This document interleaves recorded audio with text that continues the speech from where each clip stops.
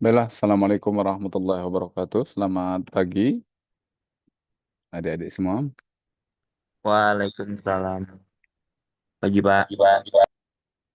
Syukur Alhamdulillah kita bisa berjumpa pada kesempatan pagi hari ini dalam keadaan sehat walafiat ya, tentunya semua. Kemudian tentunya kita sudah siap-siap untuk melaksanakan pembelajaran dalam perkuliahan pagi hari ini. Baiklah adik-adik semua, untuk mempersingkat waktu, kita pada kesempatan pagi hari ini akan membahas mengenai pembangkitan tegangan tinggi. Jadi kalau kita sudah kemarin kalau nggak salah membahas mengenai salah satu penyebab gangguan tegangan tinggi atau sumber tegangan tinggi itu adalah pada eh, diakibatkan oleh petir atau lightning dalam bahasa Inggrisnya. Nah, makanya di dalam sistem ketenaga listrikan, equipment sistem ketenaga listrikan itu ada namanya lightning arrestor. Lightning arrestor artinya sebuah perangkat yang digunakan untuk menyalurkan petir ataupun arus yang diakibatkan oleh petir yang melewati saluran tegangan tinggi. Jadi ketika ada petir masuk ke saluran tegangan tinggi, maka dia akan diamankan oleh yang namanya lightning arrestor. Jadi di setiap gardu induk itu pasti dipasang. Oleh karena apa? Karena memang apabila jadi kalau petir itu masih menjalar di saluran transmisi itu kan tidak menjadi masalah, masih tidak menjadi masalah. Karena mungkin isolasi ataupun isolator yang ada di sistem tegangan tinggi itu dirancang untuk tahan terhadap sambaran petir dan sudah diantisipasi. Nah, untuk itu maka peralatan-peralatan itu perlu diuji sebelum dia dipasang di sistem tenaga listrik. Baik itu isolatornya, kemudian juga arresternya, kemudian sistem pengaman pada pemutus tenaga atau circuit breaker di apa diuji untuk mendapatkan ketahanan apabila dia terkena oleh tegangan tinggi yang diakibatkan oleh gejala alami seperti petir tadi gitu. Nah, jadi ada satu kata di sini bahwa kita perlu mengujinya, perlu mengujinya agar eh,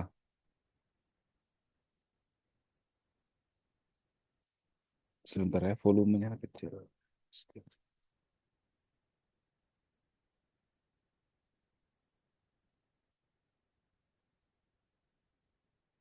Nah, jadi perlu mengujinya agar ketika dia dipasang di peralatan tegangan tinggi, dia tidak akan mengalami gangguan akibat petir tadi. Oleh karena itu perlu di sini dibahas mengenai pembangkitan tegangan tinggi atau generation high voltage.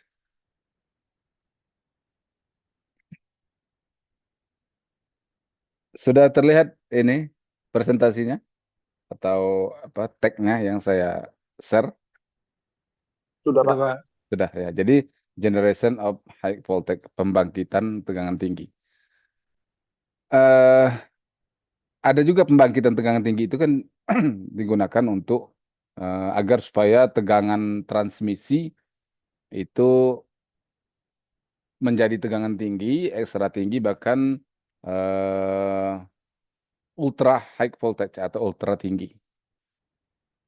Itu dibangkitkan oleh trafo daya yang ada di gardu induk penaik tegangan atau step up. Gardu induk penaik tegangan. Gunanya adalah untuk membangkitkan tegangan transmisi yang digunakan untuk transmisi. Nah, ada lagi beberapa tujuan pembangkitan tegangan tinggi itu adalah bahwa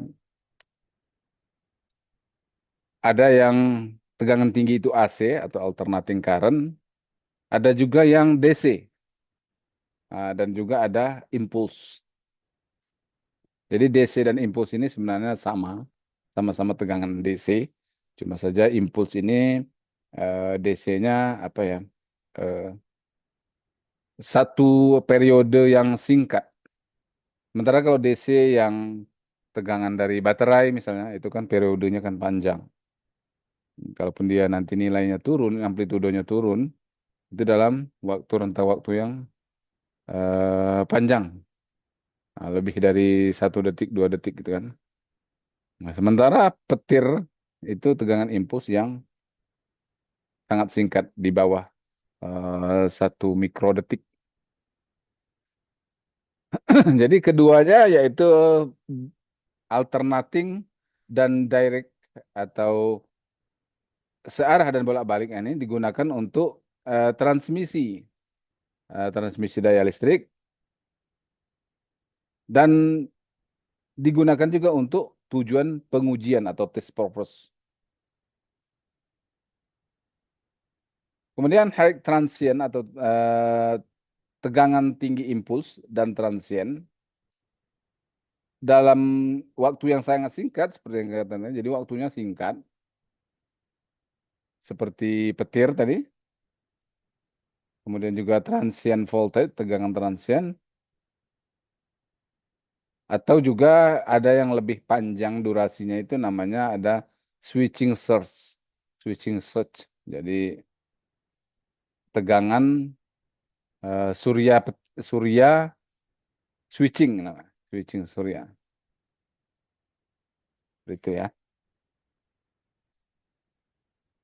Ada contohnya juga di sini bahwa mikroskop elektron dan eh, sinar X membutuhkan tegangan tinggi DC dalam ukuran 100 kilovolt atau lebih. Jadi artinya di sini dibutuhkan tegangan tinggi DC itu pada mikroskop elektron, peralatan mikroskop dan juga sinar X. Kemudian pengujian isolasi. Jadi kalau kita bisa menangkap dari pernyataan ini bahwa tujuan dari pembangkitan tegangan tinggi DC di sini kan DC itu pertama untuk mikroskop elektron, kemudian juga untuk sinar X yang digunakan untuk ronsen biasa, ronsen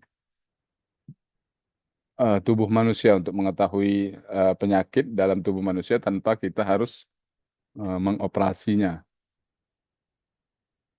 Yang berikutnya adalah untuk menguji isolasi. Jadi menguji isolasi ini eh, dibutuhkan tegangan tinggi AC, tegangan tinggi bolak-balik. Tentunya ada perbedaan antara tegangan tinggi DC dan tegangan tinggi AC ini. Yang berkisar itu lebih dari jutaan volt. Jutaan volt berarti megavolt ya. Tergantung pada tegangan transmisi yang dianut atau yang digunakan oleh eh, sistem tenaga listrik itu. Kalau boleh, saya bertanya, mengulang sedikit. Kalau ditanyakan orde tegangan transmisi yang digunakan, ada berapa? Ada yang tahu yang sering digunakan?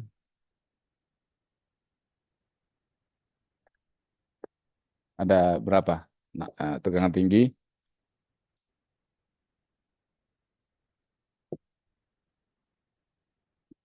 ada 150 kV ya, 150 kV,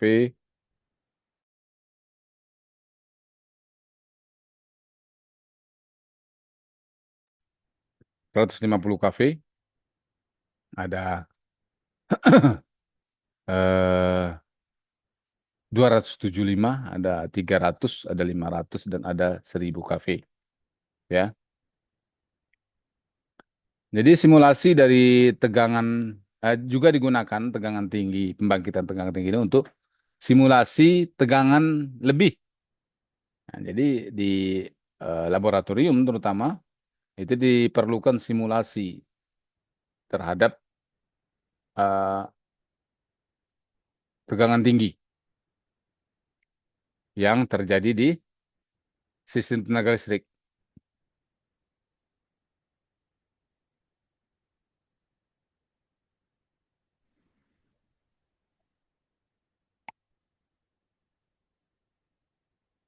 Di sisi tenaga listrik, kemudian juga diperlukan tegangan tinggi impuls yang sangat singkat dan juga yang panjang. Yang panjang di sini berarti dia ordernya lebih dari 1 detik. Kita lanjut sampai di sini. Ada beberapa metode atau cara, jadi atau orang bilang juga teknik untuk membangkitkan tegangan tinggi. Ada beberapa cara untuk membangkitkan tegangan tinggi. Kalau untuk tegangan tinggi AC itu menggunakan transformer. Jadi tegangan tinggi dengan menggunakan transformer ini untuk membangkitkan tegangan tinggi AC atau bolak-balik seperti tadi yang di gardu induk. Yang di gardu induk itu menggunakan tegangan tinggi transformator AC atau bolak-balik untuk mendapatkan tegangan kerja saluran transmisi 275 kV, 300, 150 ataupun 1000 kV. Kemudian ada resonance circuit atau rangkaian resonansi menggunakan kalau resonansi itu berarti apa yang digunakan?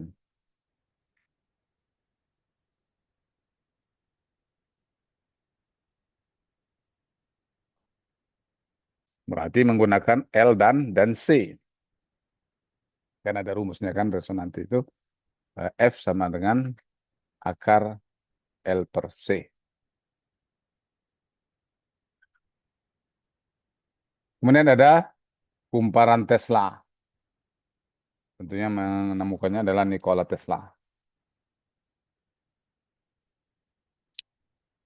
Kalau dengan menggunakan transformer, ada single step up transformer. Bentar ya.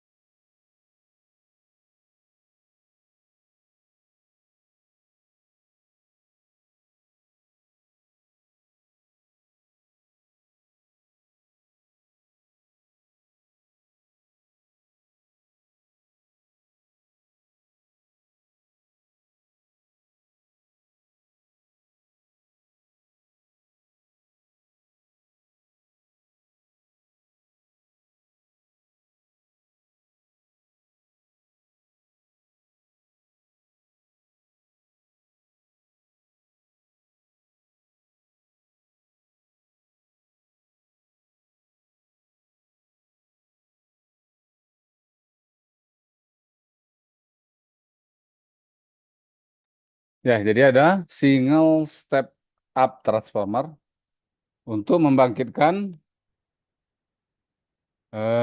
tegangan pengujian AC yang lebih kecil daripada 300 kV. Jadi untuk yang lebih kecil dari 300 kV, menggunakan single step up transformer. Rancangan peng, pengoperasiannya adalah pada frekuensi yang sama dengan frekuensi transmisi atau frekuensi listrik jaringan transmisi, kita lakukan pengujian terhadap objek yang mau kita uji itu menggunakan tegangan tinggi yang dihasilkan oleh trafo ini. Kemudian juga mungkin bisa juga menggunakan eh, untuk yang frekuensi tinggi dengan menggunakan frekuensi tinggi. Jadi digunakan untuk menguji peralatan dengan frekuensi tinggi daripada rating tegangan atau juga frekuensi yang lebih rendah.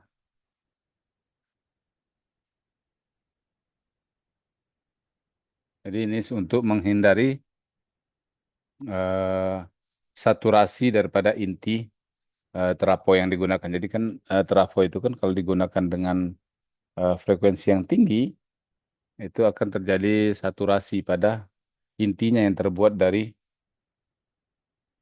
mm, besi. Apalagi kalau bukan besi laminasi.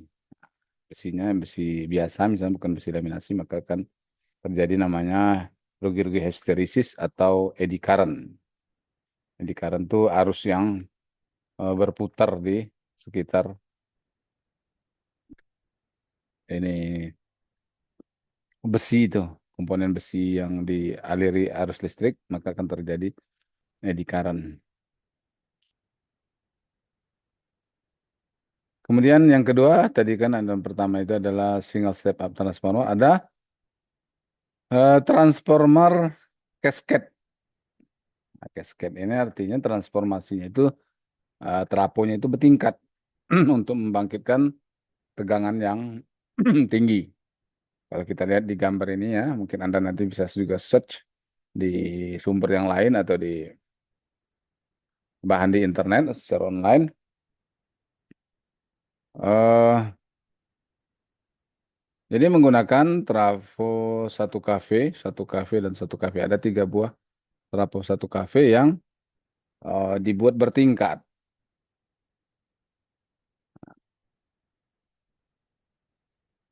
Jadi output dari trafo yang pertama, yang satu kV berubah menjadi 100 kV, ditingkatkan sebanyak tiga akan menghasilkan 300 kV.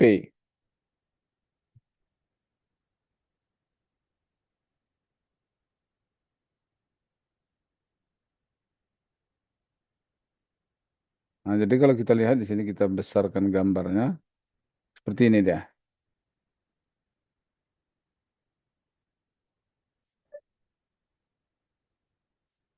Ini satu kafe, kemudian kumparan eh, sekundernya itu untuk 100 kafe. Maka pada ujung yang 99 kafe dengan sampai ke 100 kafe berarti sekitar satu kafe ini digunakan untuk ini membangkitkan tegangan lagi ke atasnya. Jadi yang satu kafenya itu digunakan untuk membangkitkan tegangan berikutnya itu sehingga tegangan di sini kalau diukur dari bawah itu sudah jadi 200 kV. Kalau kita lihat di sini posisi yang terbalik negatifnya itu dijadikan yang bawah. Sorry memang ya, yang negatif jadikan bawah, kemudian yang positifnya itu dijadikan di atas. Inputnya juga tetap satu kV, kemudian dia dinaikkan menjadi 200 kV. 200 kV diukur dari sini 200 kV. Baru yang terakhirnya juga 1 kV-nya itu digunakan untuk membangkitkan yang tingkat ketiga. Jadi 300 kafe. Ini tiga bertingkat ya. Nah, masing-masing punya tegangan output 100 kafe itu jadi 300 kafe.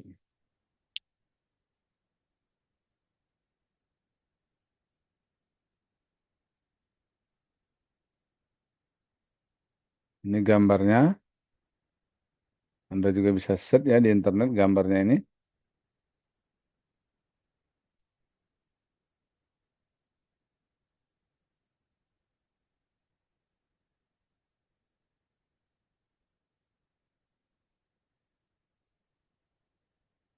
Jadi tinggal kita tingkatkan aja lah sampai berapa kafe yang kita mau dengan memperbanyak jumlah cascade dari trafo yang dipasang. Gitu ya. Ini tidak terlalu sulit memahaminya.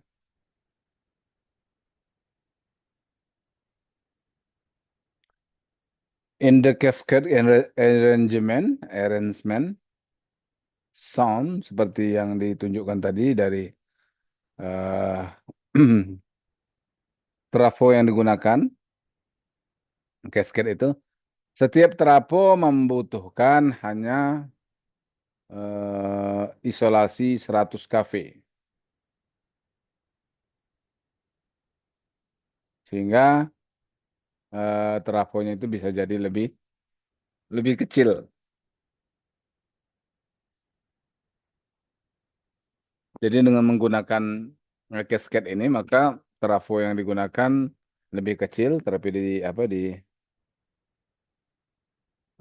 pasang secara bertingkat itu satu, dua, dan tiga. Dalam prakteknya, in practice, an additional series resistance is also used in such case, limit the current. Jadi ya digunakan ada dalam prakteknya itu digunakan eh, tahanan atau resistansi untuk tujuannya itu adalah membatasi arus, kemudian mencegah eh, kerusakan daripada transformer itu.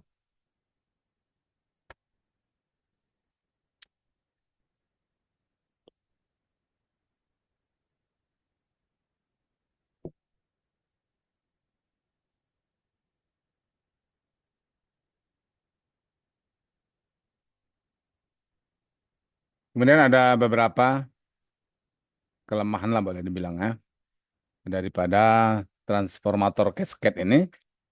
Dia tentunya expensive, mahal dan membutuhkan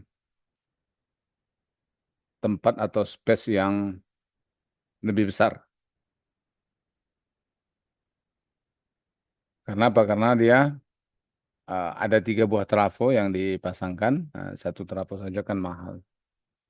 Kemudian untuk membuat trafo itu menjadi bertingkat, jadi ada tiga biji trafo kemudian dibuat bertingkat, itu akan hmm, membuat ruangnya atau ukurannya jadi lebih besar. Keuntungan daripada casket ini, natural cooling is sufficient, jadi pendinginannya alami ya, karena dia terbuka, pemasangan terbuka. Kemudian the transformers are light and compact, jadi ringan ya, dan juga mudah dipasang-pasang compact itu artinya kokoh lah, boleh dibilang kokoh. Transportation is easy, jadi transportation is easy maksudnya dia bisa dipisah-pisah. Jadi masing-masing tingkatannya itu kan bisa dibawa satu-satu lah. Enggak dalam bentuk trafo 300 kV yang besar yang untuk memindah-mindahkannya itu jadi lebih rumit. Kemudian the construction is identical for isolating.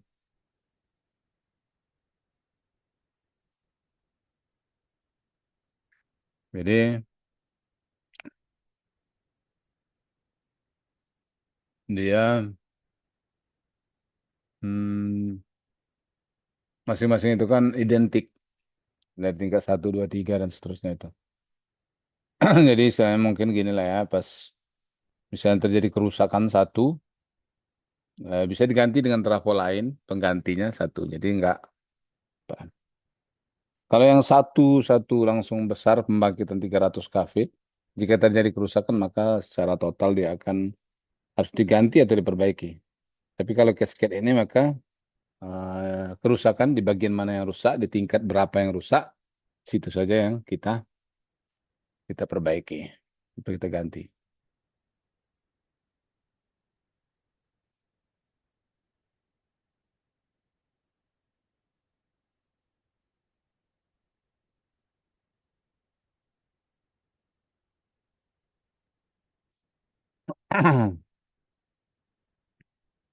Jadi ini ada salah satu lagi bentuk daripada cascade, cascade pengembangan dari cascade transformer yang kita lihat di situ tadi. Ini lebih rangkaian lebih rumitnya. Kalau tadi lebih disederhanakan. Sini ada T1, T2 dan T2 adalah cascade transformer unit. Ini satu, dua, dan tiga. Kemudian IS1, IS2, dan IS3. Mana I-nya? I. Nah, ini IS1.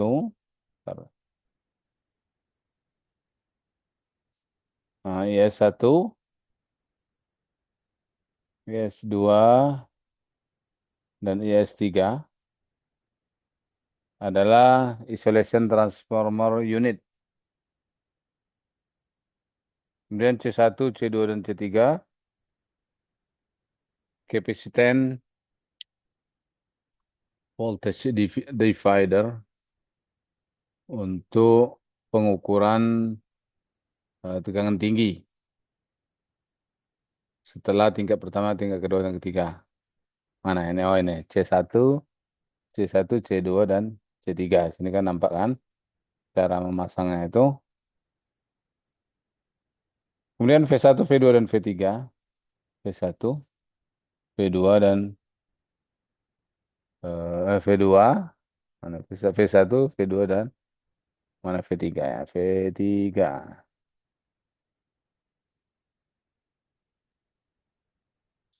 Inputnya V1, kemudian sini V2.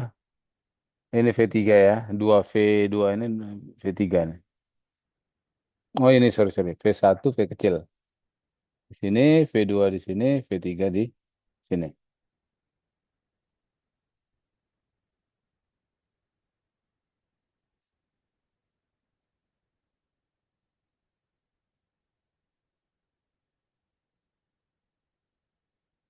Ini digunakan untuk mengukur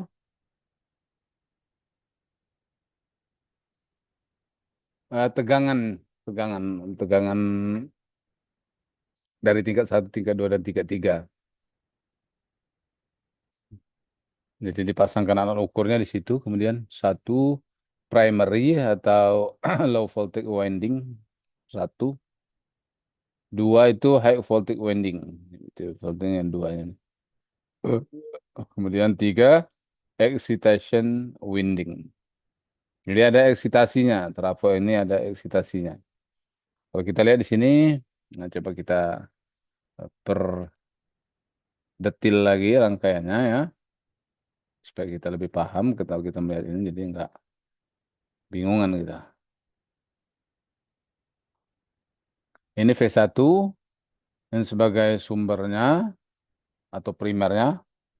Kemudian eh, kan tegangannya berarti kan di atas ini V1, di bawahnya itu kan 0. Trafo kan seperti itu. Baru ada T1, trafo satu artinya. Baru ini keluarannya 2. Kalau kita lihat di sini, eh, V1 ini diparalelkan dengan ujung dari trafo 3. Sorry. Ya, trafo di tingkat yang ketiga yang paling dasar ini. Diparalelkan gitu kan. Satu, kemudian ke atasnya, kemudian jadi paralel lah betul. Inputnya ini paralel, satu ke ini ke kirinya ini ada di induksinya atau sekundernya. Sekundernya diparalel lagi dengan yang berikutnya. Jadi tegangan di sini sama nih, tegangan ini. V1 semua nih. V1, V1, V1. Kemudian keluaran dari tingkat yang pertama tadi itu kedua keluarannya adalah V2. V2 berarti V2 ini lebih tinggi lah gitu ya dengan C1. Kemudian kita lihat lagi bahwa menjadi input bagi trafo yang kedua diparalelkan lagi dengan yang berikutnya ini. Kemudian outputnya itu diinjeksikan lagi menjadi dengan trafo ini diparalelkan dengan trafo yang terakhir paling bawah ini tadi. Jadi ada dua yang diparalelkan dengan ini, satu yang input asalnya, yang kedua adalah input yang kedua ini. Kemudian juga input yang ketiga ini kalau kita lihat mana nih input yang ketiga di paralel juga menggunakan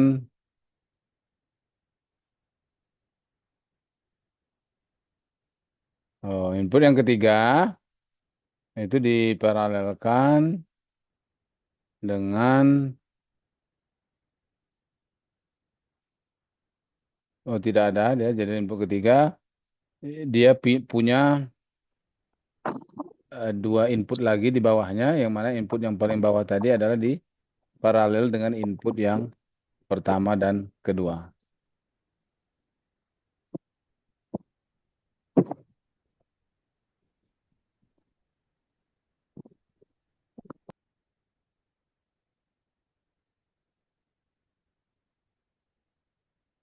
Jadi bisa kita amati ya gimana proses kerja daripada sebuah trafo cascade itu. Hingga tegangannya bisa jadi berlipat-lipat dengan tinggi AC dengan frekuensi yang sama dengan frekuensi sumbernya.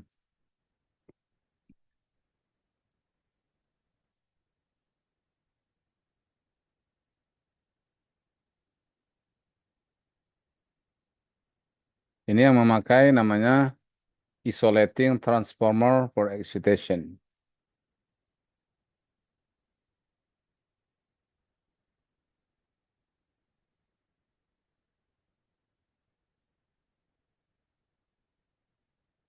Oke, sekarang kita berikut yang tadi, kembali ke yang tadi ya.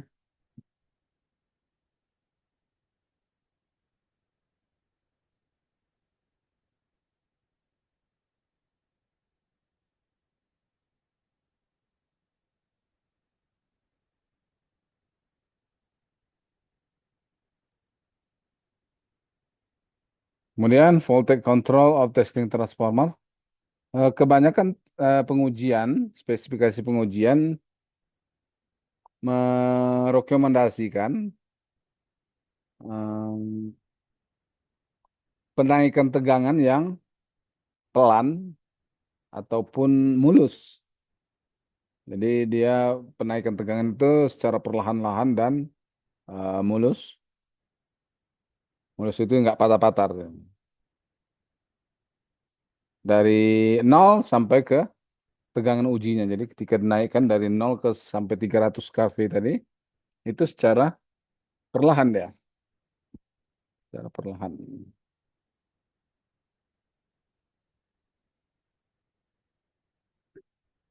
Kemudian metode yang pertama adalah smooth variation atau variasi yang halus, mulus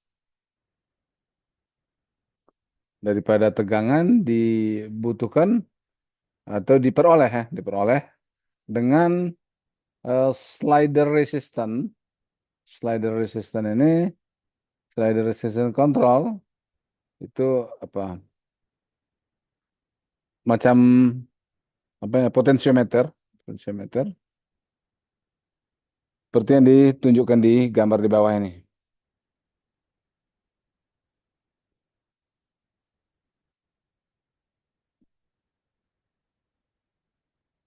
Kemudian dengan menggunakan pengaturan tahanan ini memiliki keuntungan. Pertama, cheapness, cheapness itu artinya apa ya? Murah, kedua convenience atau handal. Kemudian distortion of the voltage waveform. Jadi distorsi eh,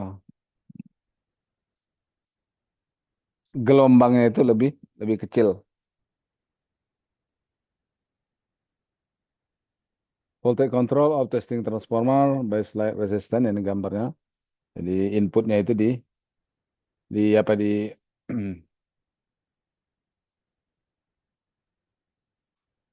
diatur.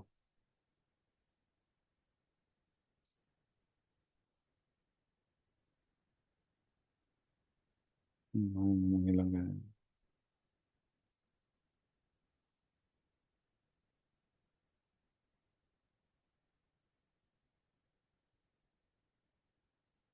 Kemudian metode yang kedua adalah untuk perangkat dengan kapasitas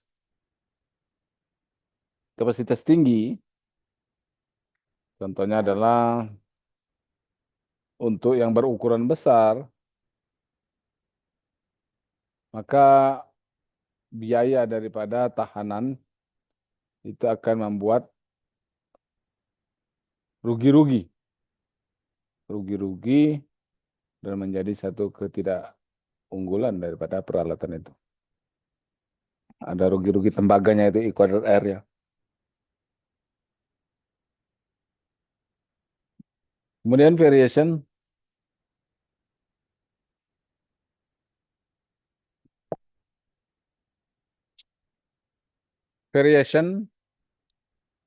atau variasi daripada arus medan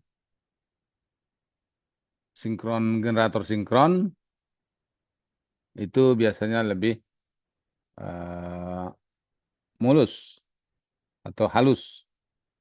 Kemudian simple and convenient control of the input from zero to full voltage with little if any distortion of the waveform. Jadi akan lebih kecil lah ininya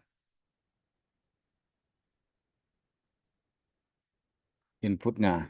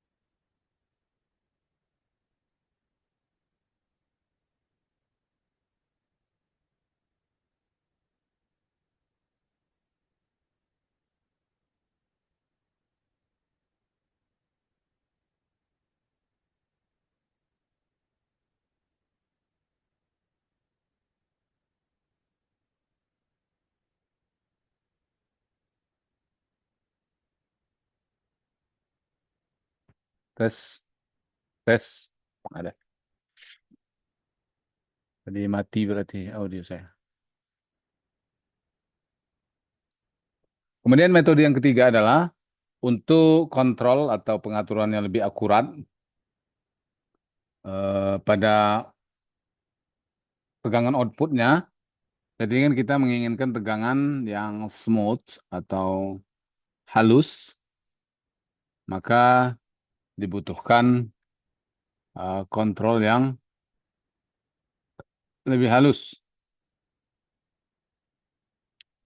The primary of the test transformer, uh, trafo pengujian, bagian primernya di apa dicatu atau di apa ditarik harusnya dari eh, tapered secondary of the regulating transformer in order to avoid source in the high voltage output due to the opening of the secondary circuit of the regulating transformer. Jadi dicatu dari eh, sekundarinya atau sekundernya untuk menghindari source, source eh, gelombang source ini gelombang berjalan pada output transformator ketika beban ataupun rang peralatan yang diuji itu dilepas dari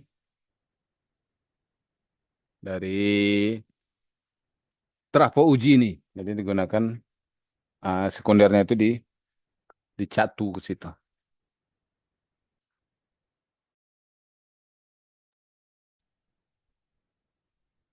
Eh, Peralatan ini tadi dengan primernya. Kemudian this method has the advantage. Jadi metode ini memiliki keuntungan. Frekuensinya tinggi, high frequency. Kemudian eh, small wave distortion atau gelombang distorsinya itu kecil.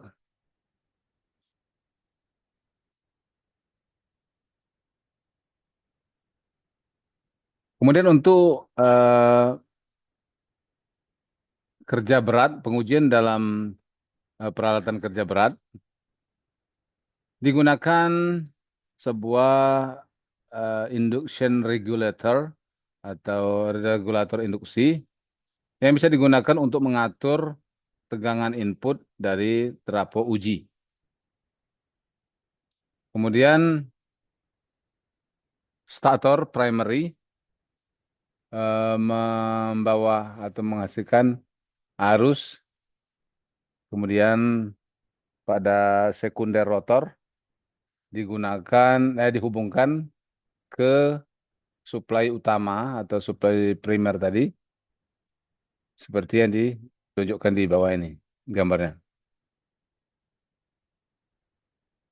Jadi di bawah ini ada induction regulator namanya. Untuk digunakan pada pengujian yang berat. Jadi untuk mendapatkan induksi yang lebih besar kepada primer daripada trafo ini.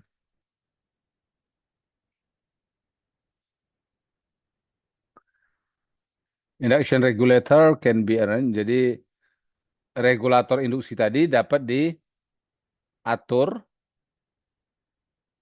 secara manual maupun otomatis, dikontrol secara manual maupun otomatis.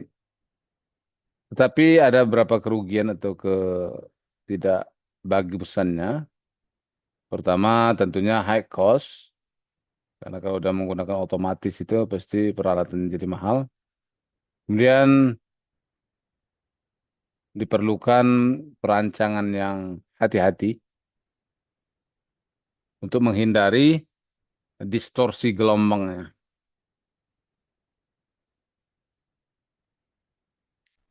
Berikutnya adalah pembangkitan tegangan tinggi dengan menggunakan series resonance circuit. Harmonik atau harmonisa pada tegangan suplai primernya dan arus magnetisasi dari transformer kemungkinan memperkuat dieksitasi atau digunakan osilasi secara alami atau natural oscillation pada beberapa frekuensi yang akan menyebabkan eh, distorsi pada penguatannya, pada tegangan sekundernya. Jadi ini diagram gambar rangkaian resonansi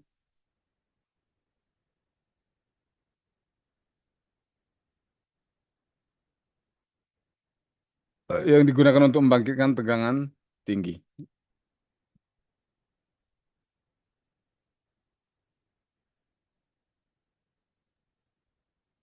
Jadi ini dia gambarnya. Ini primernya, kemudian dikasih C, kemudian dikasih L, baru R. Jadi ini rangkaian RLC, di mana R dan L itu dipasang secara paralel. Kemudian ini tegangan outputnya.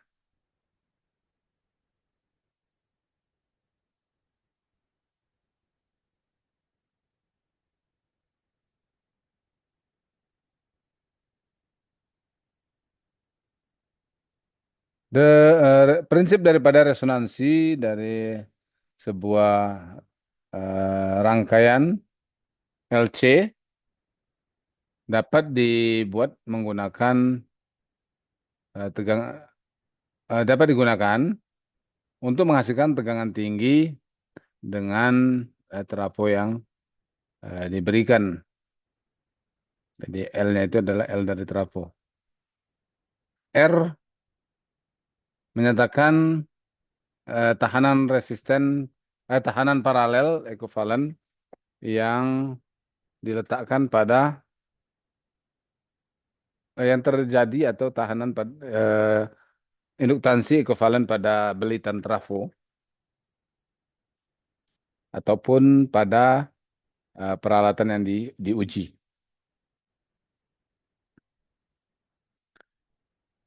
Arus I diberikan oleh I sama dengan E per, ini rumusnya 1 per J omega C.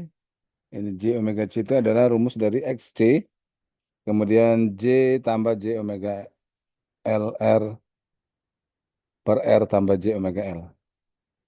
R dan J omega L itu paralel. Kemudian J omega L kali R itu adalah eh, L dan R itu tersusun paralel seperti rangkaian listrik ya biasa kita gunakan. Kemudian tegangan yang dihasilkannya adalah I kali J omega LR, R tambah J omega L. Tegangan atau V yang di outputnya sebenarnya minus omega kuadrat L C R kali E per R tambah J omega L dikurang omega kuadrat L C R. Hasilnya adalah E kali R per J omega L pada saat terjadi resonansi.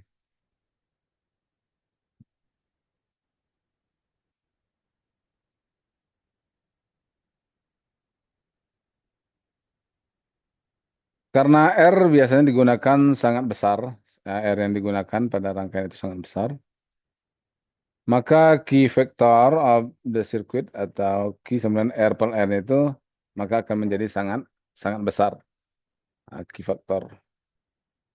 Jadi pada saat resonansi itu adalah omega sama dengan 2 pi kali F sama dengan 1/akar L C. Ini syarat resonansi ya yang harus kalian hafal, kalian ketahui itu terjadi pada saat 2 pi F sama dengan 1/akar L C.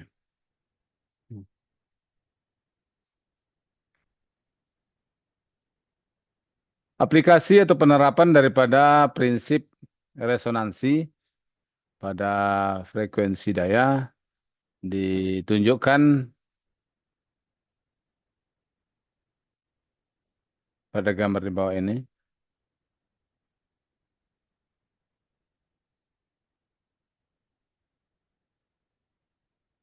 Nah, jadi sumbernya itu 50 Hz. kemudian masuk ke sekundernya,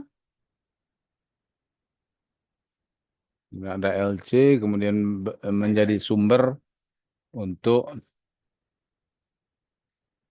terapo yang berikutnya, sehingga tegangan pada terapo yang di sekundernya itu akan menjadi sangat sangat tinggi. Sebuah resonansi seri digunakan untuk eh, beban dengan kapasitas tinggi atau besar, merupakan keuntungan daripada sebuah good for faktor faktor daya yang bagus, yang baik akan diperoleh. Jadi wajib ya menggunakan resonansi sirkuit ini, seri resonansi sirkuit.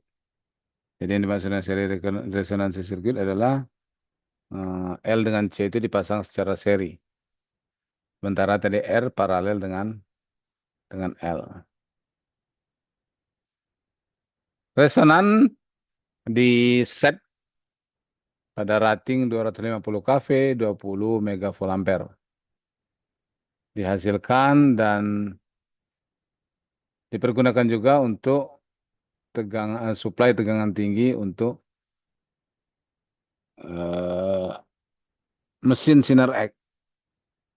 Jadi menggunakan resonansi transformer. Jadi kalau ditanya nanti mesin sinar X menggunakan pembangkit tegangan tinggi jenis apa, itu tegangan pembangkit resonansi.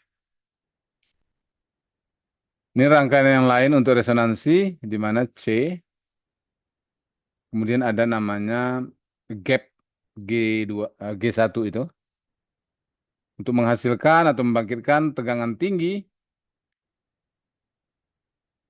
eh, menggunakan Tesla coil. Coil merupakan belitan dengan inti udara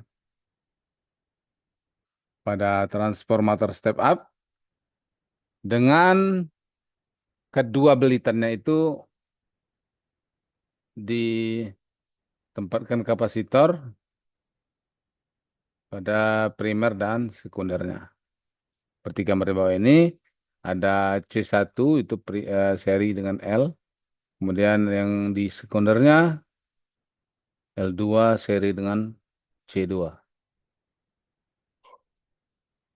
Jadi ada C di sebelah primer yang seri, kemudian C di sebelah sekunder yang paralel dengan L-nya. Tesla coil atau kumparan Tesla digunakan eh, seringnya untuk high voltage pengujian tegangan tinggi pada pabrik yang bekerja pada frekuensi daya normal 50 Hz.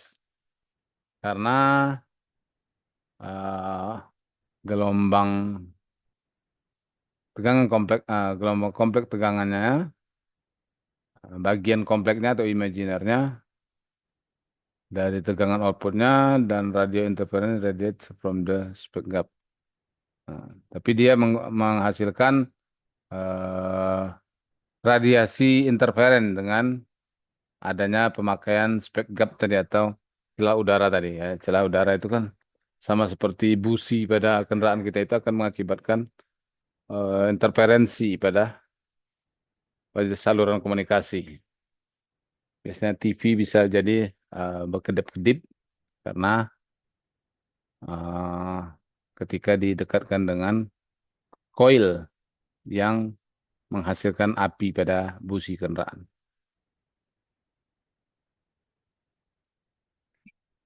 Kemudian kita masuk ke high voltage direct current atau high HVDC generator.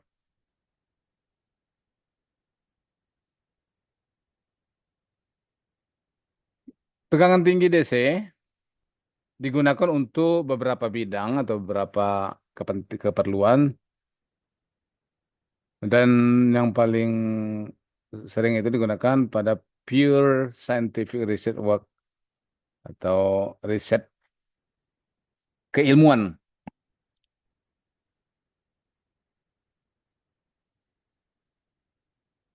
Kemudian juga digunakan untuk transmisi high voltage direct current atau transmisi tegangan tinggi DC.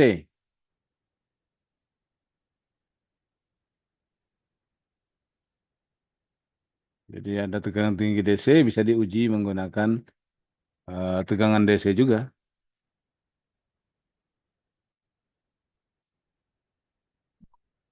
Kemudian kabel, pengujian kabel tegangan tinggi AC. Jadi kabel isolasi kabelnya itu diuji dengan ini, dengan menggunakan tegangan DC. Kemudian pada aplikasi atau penerapan fisika, contohnya untuk akselerator, pemercepat, kemudian elektron mikroskopi dan lain-lain. Kemudian elektromedikal seperti menggunakan penggunaan sinar X-ray. Kemudian industrial application, aplikasi industri seperti untuk precipitation and filtering of power station and industry. Filter atau penyaringan power station pembangkit tenaga ataupun industri. Atau communication, electronic communication, komunikasi elektronik seperti TV, broadcasting, dan station menggunakan tegangan tinggi DC. DC. Lampu contohnya, lampu dimmer itu yang untuk konser-konser itu kan lampu tegangan tinggi tapi DC. Ada dua metode untuk menghasilkan tegangan tinggi DC ini adalah satu rectification of high alternating voltage. Jadi tegangan tinggi kemudian disearahkan, bisa juga dapat tegangan tinggi searah. Yang kedua electrostatic generation atau ah, yang pertama half wave and full wave rectification. Jadi penyearah dengan full wave ataupun half wave untuk menghasilkan tegangan tinggi DC di atas sampai dengan 30 kV dipergunakan rectifier atau penyearah setengah gelombang yang sederhana seperti di bawah ini, yaitu sini ada penyearah setengah gelombangnya itu apa, dioda ini. Kemudian dioda berkonduksi pada setengah siklus yang pertama atau siklus positif pertama dari tegangan AC.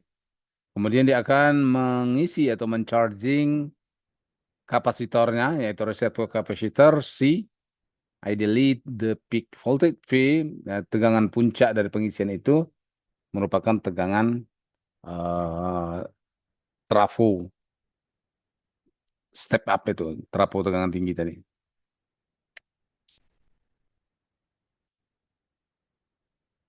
Jadi jika menggunakan regulasi tegangan yang lebih baik dan ripple yang lebih rendah, jika ingin menggunakan tegangan dengan tegangan DC dengan ripple yang lebih baik, kalau tadi kan setengah gelombang kan ripple-nya itu masih besar.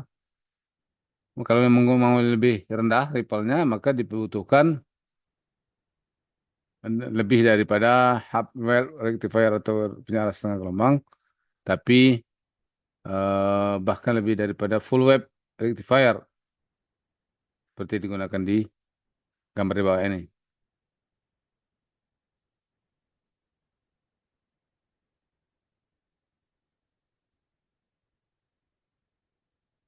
Nah, ini jadi step up transformatornya menggunakan penyearah gelombang penuh. Artinya antara positif pertama, siklus pertama dengan positif, siklus kedua itu masih tetap dijaga atau dihasilkan di outputnya atau di sekundernya. Kemudian elektrostatic generator. Elektrostatic generator atau generator elektrostatik ada merupakan sebuah mesin untuk menghasilkan tegangan tinggi DC dalam jutaan volt. Ini lebih tinggi lagi. Kemudian tegangan output daripada generator can exceed several, dapat menghasilkan beberapa megavolt dengan mudah untuk dikontrol dan kestabilan yang tinggi. Kemudian nominal characteristic of generator, satu nominal voltage. Nominal voltage atau tegangan nominal dalam nanovolt.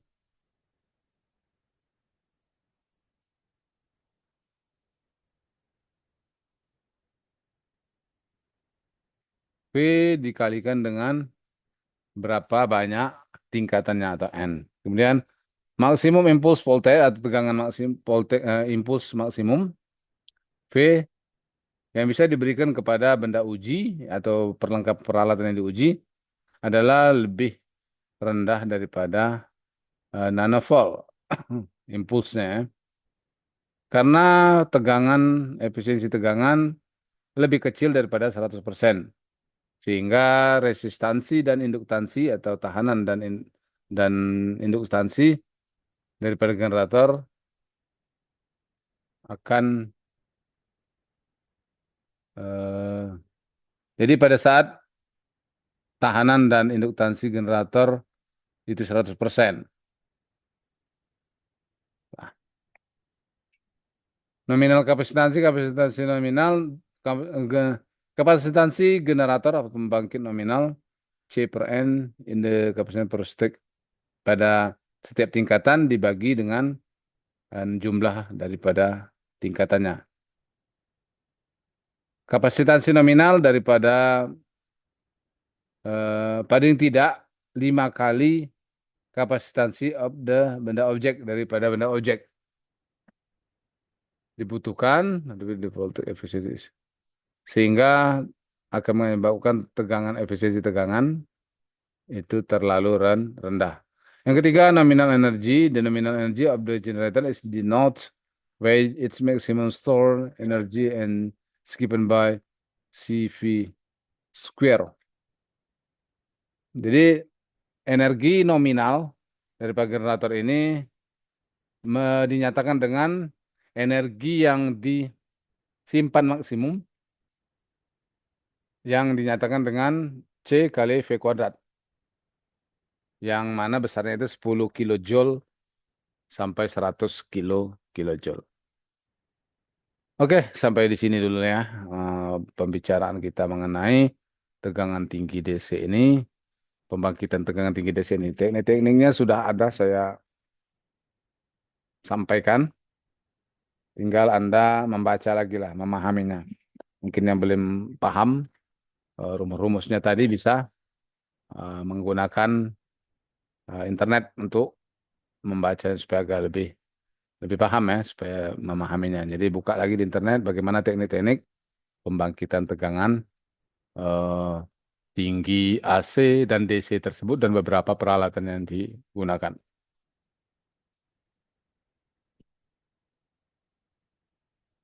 Oke adik-adik, saya kira demikian saja ya untuk mm, perkuliahan kita pada kesempatan pagi hari ini. Semoga bermanfaat kepada adik-adik semua, pada saya juga. Untuk lebih jelasnya lagi, silakan kalian baca lagi di buku-buku teori yang ataupun jurnal-jurnal yang ada di internet nah, atau di textbook. Ya. Oke, terima kasih atas perhatiannya. Mohon maaf atas segala kekurangannya. Insya Allah kita lanjutkan minggu depan. Saya mohon maaf. Saya akhiri dengan ucapan wabillahi taufiq wal hidayah. Wassalamualaikum warahmatullahi wabarakatuh. Izin, permisi. Waalaikumsalam warahmatullahi wabarakatuh, Pak. Terima kasih, Pak. Sama-sama. Waalaikumsalam.